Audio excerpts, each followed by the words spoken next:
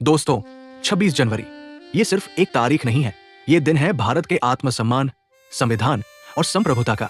हर साल 26 जनवरी को पूरा देश लाल किले से लेकर गांव की गलियों तक तिरंगे के रंग में रंग जाता है।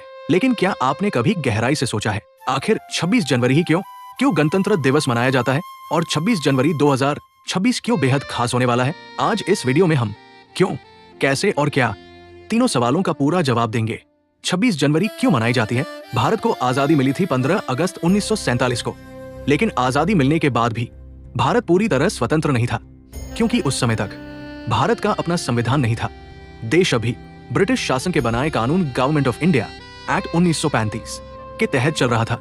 देश को जरूरत थी अपने नियमों की, अपने अधिकारों की, अपने संविधान की। इसीलिए 29 अगस्त 1947 को डॉक्टर भीमराव अंबेडकर की अध्यक्षता में संविधान सभा का गठन हुआ। लगभग 2 साल 11 महीने और 18 दिन की मेहनत के बाद भारत का संविधान तैयार हुआ। 26 नवंबर 1949 को संविधान अपनाया गया, लेकिन इसे लागू किया गया 26 जनवरी 1950 को। अब सवाल उठता है, 26 जनवरी ही क्यों चुनी गई?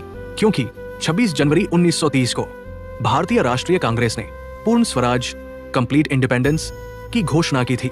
यानी ये तारीख पहले से ही आजादी की प्रतीक बन चुकी थी।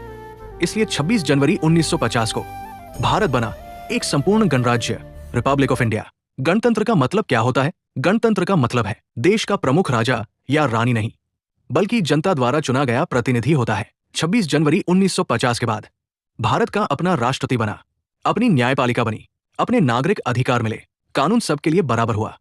यानी भारत सही मायनों में लोकतंत्र और संविधान से चलने वाला देश बन गया। 26 जनवरी कैसे मनाई जाती है? 26 जनवरी का सबसे भव्य आयोजन नई दिल्ली के कर्तव्य पथ, पहले राजपथ पर होता है। यहाँ होता है राष्ट्रपति द्वारा तिरंगे को सलामी, तीनों सेनाओं की झांकी, अलग अलग राज्यों की सांस्कृतिक झांकियां, वीरता पुरस्कारों का सम्मान, भारतीय शक्ति और संस्कृति का प्रदर्शन।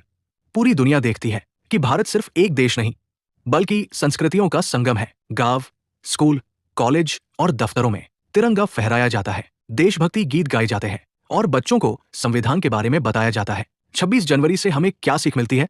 26 जनवरी हमें याद दिलाता है अधिकार के साथ कर्तव्य भी जरूरी है। संविधान सर्वोपरि है, देश सबसे पहले है, कानून से ऊपर कोई नहीं।